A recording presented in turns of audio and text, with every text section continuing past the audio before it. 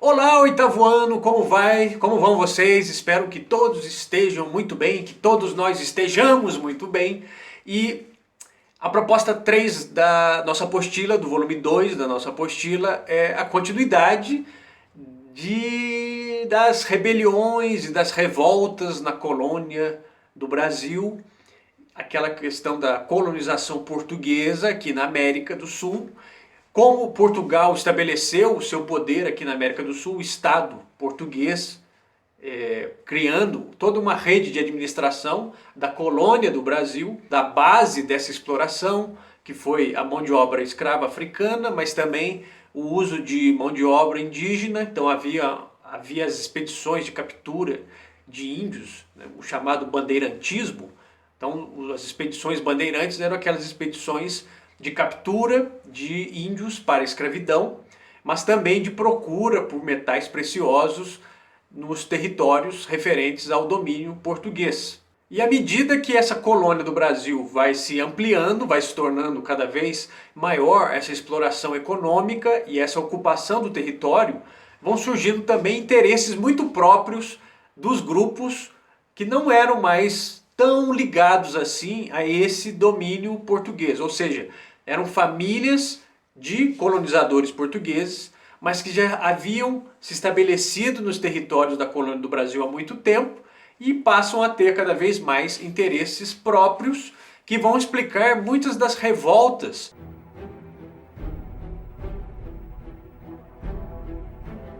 E essas revoltas, elas são geralmente separadas em dois tipos.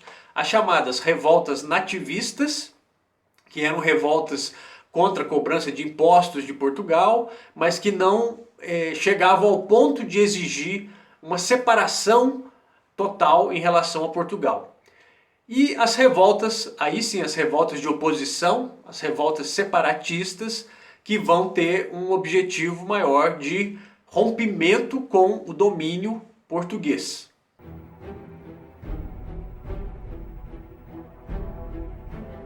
Nas nossas propostas de atividades, temos então na proposta 1, na atividade 1, nós temos um quadro sobre as revoltas nativistas, as revoltas iniciais dessa colonização portuguesa, ou seja, revoltas que eram revoltas de protesto, de rebelião em relação à ordem estabelecida por Portugal, mas que não chegava ao ponto de exigir uma separação definitiva com Portugal. E a primeira revolta que nós temos aí é a revolta de Beckman. Essa revolta ganhou esse nome porque um dos líderes chamava-se Manuel Beckman. Ela ocorreu na província do Maranhão entre os anos de 1684 e 1685. Eram homens ligados ao comércio, então era uma certa elite comercial, descontente com as atitudes e com os impostos cobrados pela Companhia de Comércio do Maranhão, que era diretamente ligada aos interesses de Lisboa, aos interesses de Portugal. A segunda revolta mencionada no quadro da atividade 1 é a Guerra dos Mascates, que ocorreu na província do Pernambuco, de 1710 a 1711, e foi um conflito de oposição dos interesses comerciais da burguesia do Recife contra os interesses da nobreza de Olinda, que é uma localidade, uma cidade ao lado do Recife, e essa disputa acabou ficando conhecida como a Guerra dos Mascates, uma guerra entre essas duas localidades, Recife e Olinda. A terceira revolta, a chamada Guerra dos Emboabas, que ocorreu entre os anos de 1709 e 1710, aqui na província de Minas Gerais, opondo os chamados paulistas contra os interesses diretos de Portugal, os reinóis, quer dizer, os homens do reino, contra os paulistas, que foi uma disputa pelo direito de exploração do ouro aqui na região das Minas, ou seja, quem teria direito de exploração dessas minas de ouro? Os paulistas, que descobriram, ou, como estava no domínio do território português, era direito de Portugal decidir explorar ou decidir quem poderia explorar. E após esses conflitos da Guerra dos Emboabas e outros conflitos, em 1720, Portugal, a coroa portuguesa, decide separar a capitania de São Paulo da capitania das Minas de Ouro, Minas Gerais. Portanto, em 1720, os paulistas são expulsos definitivamente dessa região e são criadas uma série de leis que vão garantir a Portugal o controle mais rígido, quer dizer, um controle maior em cima dessa exploração do ouro. Entre esse controle havia a instituição das casas de fundição, ou seja, eram casas onde todo o ouro explorado tinha que passar para registro e ali já era retirado 20%, um quinto daquela produção de ouro que já pertencia diretamente aos cofres do rei de Portugal. É aí que entra a revolta de Filipe dos Santos. Filipe dos Santos foi um grande fazendeiro e tropeiro, ou seja, ele mexia com tropas, com transporte de mercadorias, era um homem poderoso aqui nessa capitania, nessa localidade, e ele foi um dos líderes dessa revolta contra estes impostos e essas atitudes muito absurdas do rei de Portugal, que empobrecia essa capitania. E diante desses protestos, dessa rebelião contra esses impostos, contra as casas de fundição, os líderes foram exemplarmente punidos, como era de costume. A nossa atividade 2, ela relaciona a filosofia do iluminismo, que é a filosofia que nós estávamos estudando, que inspirou a Revolução Americana, a Revolução Francesa, nos dois outros movimentos aí sim de oposição que ocorreram aqui na colônia do Brasil, que foram a Inconfidência ou Conjuração Mineira e a Conjuração Baiana. E a questão 2, ela fala para que nós relacionemos essa filosofia do iluminismo, as ideias do iluminismo, com esses movimentos mineiro e baiano.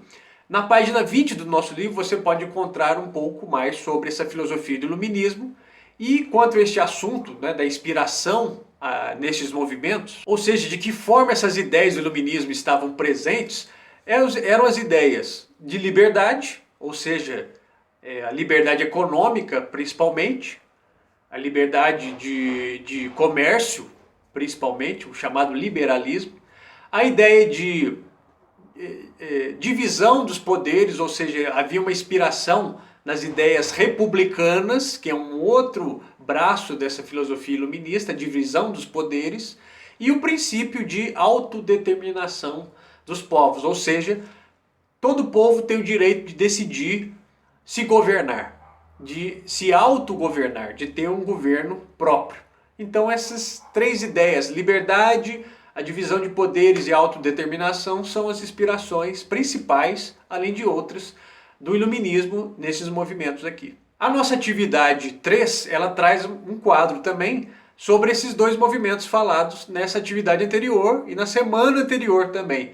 A Conjuração Baiana e a Conjuração ou Inconfidência Mineira. A Conjuração Mineira foi um movimento principalmente de elites, enquanto essa Conjuração Baiana foi um movimento mais popular. Tanto que essa Conjuração Baiana também é conhecida como a Revolta dos Alfaiates, devido ao grande número dessa profissão que acabou se envolvendo, liderando e se envolvendo neste movimento.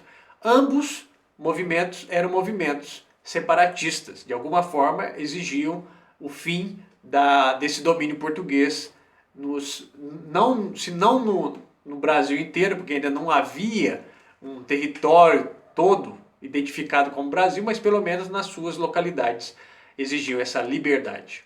Portanto, podemos encontrar mais informações desses dois movimentos na página 115 do nosso livro didático.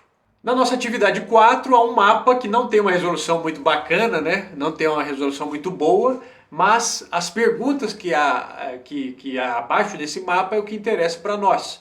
Então, nessas perguntas nós temos que classes sociais estavam envolvidas nessas revoltas. É só você pegar o quadro que nós preenchemos.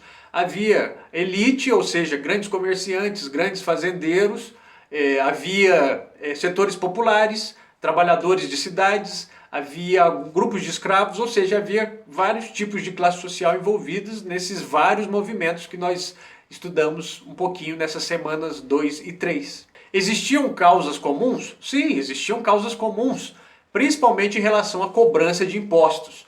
Se não o fim de cobrança de impostos, ou seja, a separação definitiva com relação a Portugal, pelo menos a renegociação e a diminuição desses impostos. As regiões que mais aconteceram foram no Sudeste e no Nordeste, as regiões mais antigas ocupadas por Portugal, e as regiões mais urbanizadas, ou seja, onde havia mais núcleos urbanos, mais cidades. Algumas províncias não registraram revoltas, como Mato Grosso, Santa Catarina, Rio Grande do Sul, que eram províncias mais distantes e menos povoadas, portanto havia menos riqueza circulando, havia menos comunicação entre as pessoas, e isso explica em boa parte porque não havia revoltas nessas regiões. Elas ainda não estavam integradas a esse domínio colonial português, pelo menos não totalmente. Em relação ao sucesso dessas rebeliões, é muito difícil apontar se teve sucesso total ou não. Mas, dentre todas essas rebeliões, talvez a Guerra dos Mascates foi a que tenha tido o maior avanço nessas negociações. E a Inconfidência Mineira, a Conjuração Mineira, pelo menos na nossa história, é a que teve as maiores repercussões. E aí os fatores que podem indicar o insucesso, quer dizer, por que não deram certo essas revoltas, com certeza está a articulação e a liderança, ou seja, aqueles movimentos que tinham ideias compartilhadas apenas por um grupo muito pequeno não conseguiriam avançar e enfrentar militarmente o poder de Portugal. Então Portugal, assim que sabia desses movimentos, dessas rebeliões, movimentava suas tropas e, como nós vimos, estudamos, a punição era sempre muito rígida, muito dura. Geralmente era punido com a morte ou com um degredo para a África. A pessoa era expulsa daqui e mandada para algum domínio de Portugal no continente africano. Portanto, o que explica o insucesso muitas vezes foi a falta de apoio popular, a falta de apoio que não conseguiu se alastrar, quer dizer, essas rebeliões não conseguiram crescer a ponto de ter força para enfrentar Portugal. Então, acabavam sendo rapidamente derrotadas e os líderes exemplarmente punidos. Certo? Então é isso. Espero que tenham lido, tenham aproveitado bem esses conteúdos. Depois nós vamos revisar esses conteúdos todos e vamos refazer algumas atividades e vamos corrigir algumas dessas atividades propostas novamente para irmos reforçando esse estudo sobre a sociedade de antigo regime, o Estado absolutista, a colonização portuguesa na América, que são coisas que nós estamos trabalhando desde lá, do início do nosso ano letivo, com a Revolução Inglesa, a Revolução Americana, a Revolução Francesa. E aí nós entramos aqui na colonização portuguesa da América, porque nós vamos ver como esses movimentos influenciaram na nossa independência também. Certo? Então é isso. No mais, um grande abraço para vocês, fiquem bem e esperamos voltar o mais brevemente possível, com muita saúde, muita disposição. Certo? Então um abraço, gente. Tchau, tchau.